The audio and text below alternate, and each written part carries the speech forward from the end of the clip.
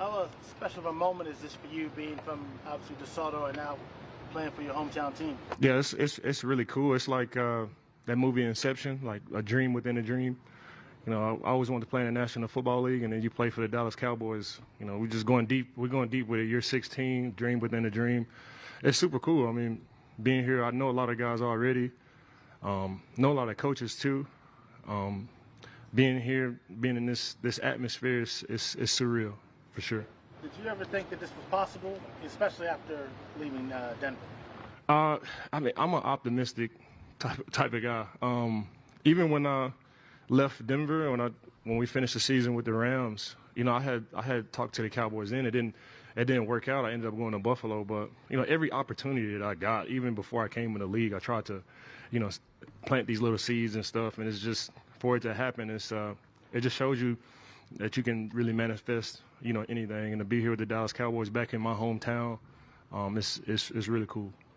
Clarence Hill, deal or less. It seems like you've been manifesting this over the last few weeks on social media, throwing out hints a little bit. You know, were you getting antsy? Were you, clearly you've been talking to him since before training camp, but how close was it then? And did you worry about it not happening?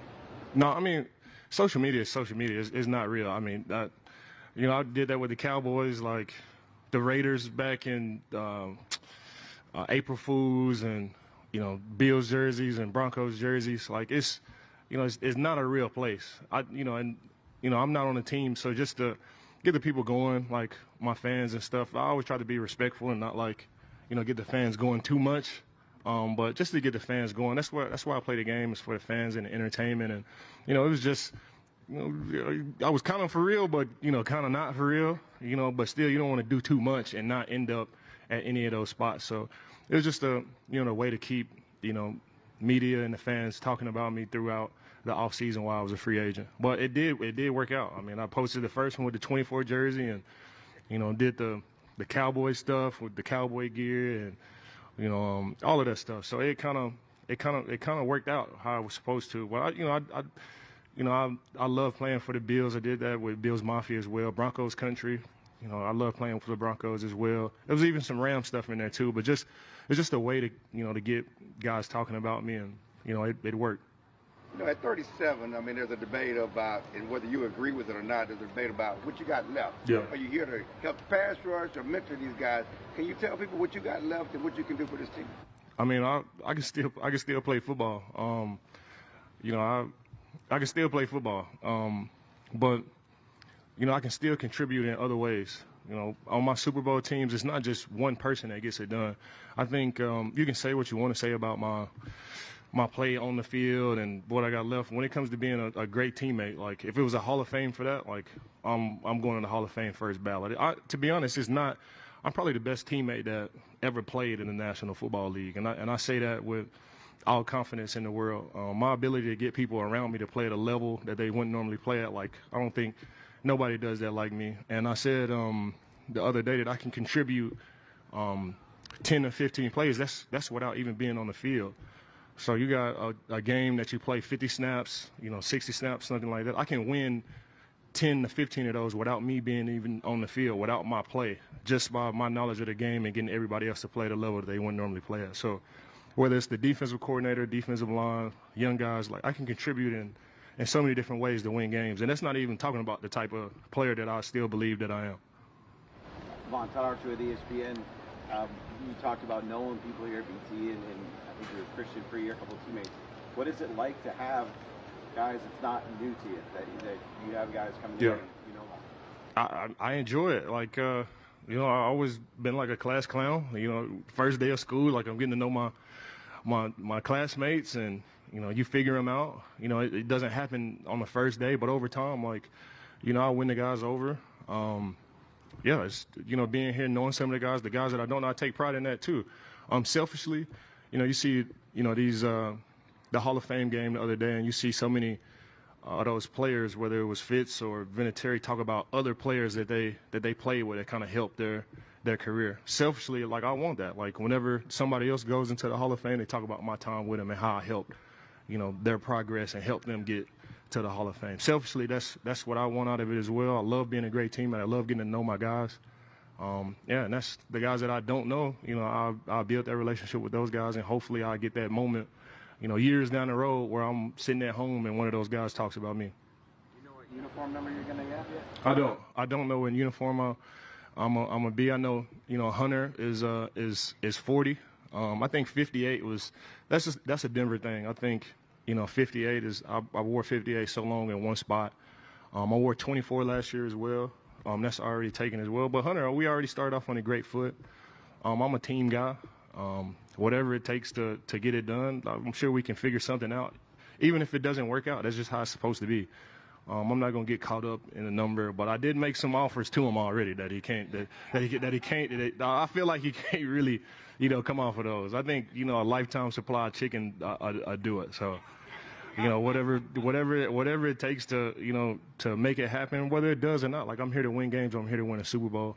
A number would be nice, but I think the most important thing is to win a lot of these games, playing big games, and the number would just be an afterthought. No, not 94. That's D-Ware. That's D-Ware. Both Vaughn and Hunter will have 41. Yeah. John Michaud, The Athletic. You were training at that facility right across the street from the Star, is that right? Yes, sir. When you were doing that, just what were those thoughts like that, hey, maybe I'll be playing football across the street? I mean, I've been going, you know, to Elite Performance and Sports Academy for the last 3 years. I mean, whenever you drive into that area that has been developed so much, you can't. You know, I'm from Dallas, so it just has that feel to it. So whenever I was with the Bills, you can still kind of feel it too, the Commanders. But, you know, like I said, I never really drove over there and, like, saw, like, the Star. I was just working out at Elite Performance. But, I mean, you have all of these thoughts. Like I said, I'm an optimistic guy. It wasn't like I'm training here, so I'll be a Cowboy. That was never, like, the thought. But you can't help but feel it. Like, right when you drive in, they got, you know, all the players up and, you know, it's Miller time and the Canes logos and all that stuff. You can't help but, like, think about it, but it's just always been a thought. I was just there to get work. And any advice that DeMarcus Ware has given you or anything he's told you about being a Cowboy? Yeah, so I've been knowing DeMarcus for a very long time. And even when he came to Denver, we talked a lot about the Cowboys and his time there and, you know, some of the teammates that he had and some of the teams that he's been on and some of the coaches that he's had, whether it was the ownership here or, you know, how they do things as Cowboys. We always talked about, you know, the Cowboys. It was, I mean, I was in Denver. Like, I never expected to leave. But, you know, he told me about the Cowboys. I'm very familiar with how things go, whether that's with D-Ware or just living in Dallas, you know, my whole entire life. Nick Harris, 4-Star Telegram. What has this moment meant for your family? Oh, it's great. You know, my mom is not my mom is not a fan. So, you know, you got people, you either love them, hate. You either love the Cowboys or you hate the Cowboys. And, you know, this would be the first year where everybody's unified on one team. So it's pretty cool to, you know, have everybody in blue. And, you know, my kids, you know, my oldest son, Valor, he's 5 years old. He's just now coming into consciousness of what, you know, Dad does and, you know, to play for the Dallas Cowboys. It's no other team that, you know, he could learn football from. So whether it's bringing him up here, bringing the kids up here, getting them to know all the players or being around a facility, you know, it's super cool for, you know, me and my family. Any distinct memories you had growing up watching the Cowboys, whether it be on Thanksgiving or whatever, growing up? I mean, my very first memory of football, you know, have you seen that movie Inside Out? Like with the emotions, and they had like anxiety and sadness, and they had those core memories in that movie too. One of my core memories was sitting in the living room, and I heard my dad scream in the bedroom, and I run back there. I had to be like 4 or 5, and I run back there, and my dad is screaming with joy watching TV. And I just remember the Star, right? And one of my core memories was like, man, I want to make my dad scream like that one day. And that's where I fell in love with football. So the Cowboys have, you know, been interwoven with my career playing football, and, you know, it's never thought that I had an opportunity. I lobbied a long time, but for that really to come true, it's a dream within a dream for sure. Tommy Yarsh, DallasCowboys.com. You said that as a teammate you can get guys to play at another level Yeah. that maybe couldn't get before. How do you do that? What goes into that?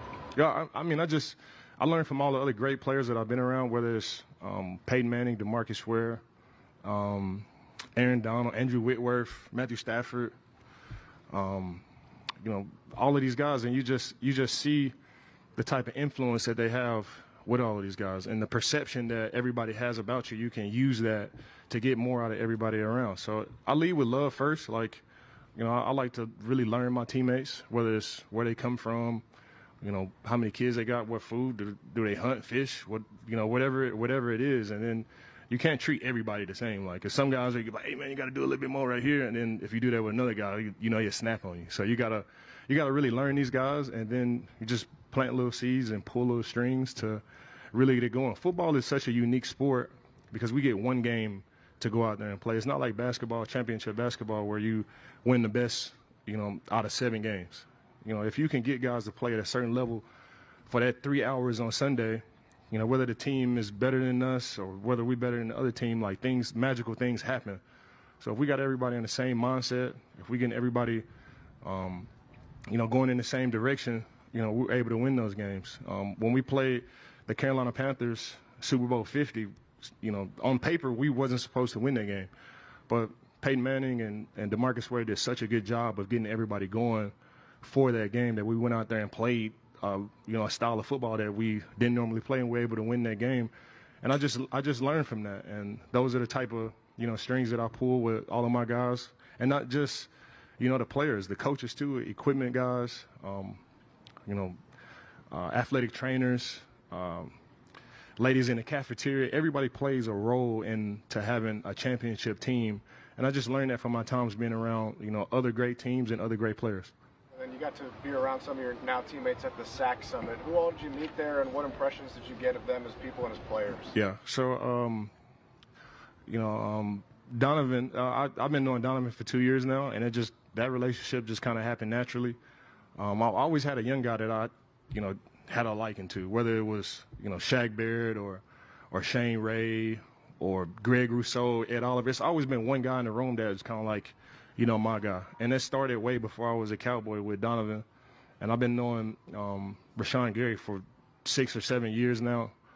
Quentin Williams, I've known him as well. Kenny Clark, I haven't been familiar with Kenny, but he came to the Pass Rush Summit as well. Like I said, it only take one thing for us to be friends. We don't have to be from the same spot or like the same color. Like our thought is we want to win championship football, and that's enough for me. It's kind of like when you play golf with guys. Like the one thing that you have in common is golf, and you can build a lifelong friendship just off of that one thing. All these guys, we're in for the same goal. We had the same mindset, and that's all I really need to build some of these friendships. Well, whether it was Rashawn or Quentin Williams or Kenny Clark, Donovan, I have a relationship with all those guys too. And even some of the guys that I didn't have relationships with, Houston, I saw him play, years ago when he was in Detroit, and he had a crazy game. Like, I'm a fan of football in general. Like, my dream is to be a GM, front office exec, director of player personnel. And when you have that dream, you got to love football, and you got to love the players that make it happen. So even though some of these guys that haven't been my teammates, I know a little bit about everybody, and, especially the pass rushers, I know a little bit about their game. Rush and coverage go together. DBs, I love DBs as well. We got some great ones here. I play with P.J. Locke in Denver. So rush and coverage, we go together, and, a lot of these guys, I've been fans of them before, and you just build off, our common goal to win a Super Bowl. Brad Sham, Cowboys Radio, 105.3 The Fan. Von, you've also said before this happened a couple times, you could get 8 sacks falling out of bed. Yeah. Is there a number for you in your mind that will be a measuring stick for how successful you've been this year? Is that even really that important? No, I mean, it's never a number. I was at Texas A&M my sophomore year, and I was like, man, I looked at the record before, and I was like, man, I can get that. I went over the schedule, and I was like, I can get a sack right here, 2 sacks right here. Football is just so unpredictable. The number one thing for me is to be the best teammate that I could possibly be, to help everybody improve, whether it's offense, defense, special teams, and to win a championship. That's my number one goal. When it comes to playing football and getting sacks, like I said, I could still roll out of bed to do that. It's some things that pass rushers do that take a lot of athletic ability, and it's some things that's all mental and intelligence too. Just knowing where I fit on the pass rush, who I'm working with, time of the game, quarter, what offensive coordinator I'm going against, tendencies from offensive linemen. Those are things that don't take any athletic ability. So I can walk into 8 of those. When it comes to like my athletic ability and my pass rush, that's what I've been doing my whole career. Like, am I gonna go out here and just beat somebody to death for 60 plays a game? Probably not, but it's still in there, you know. But it's still in there, and I can still win a lot of these reps, especially when it's crunch time. Hey, Vaughn. Patrick Walker, DallasCowboys.com. I'm going to fast forward just a little bit. September 20th will be here before you know it. Can you just kind of talk about what you think your emotions are going to be in that moment, how surreal it's going to be walking on the AT&T Stadium field in a Cowboys uniform, and then looking across and seeing the Washington Commanders? Yeah, I mean, that's the second game of the season. First game is the Giants, right? I mean, the only teams that really get that emotional response for me is the Denver Broncos. Like, I was there for 11 years. I love the Denver Broncos. So you want to beat them. I haven't had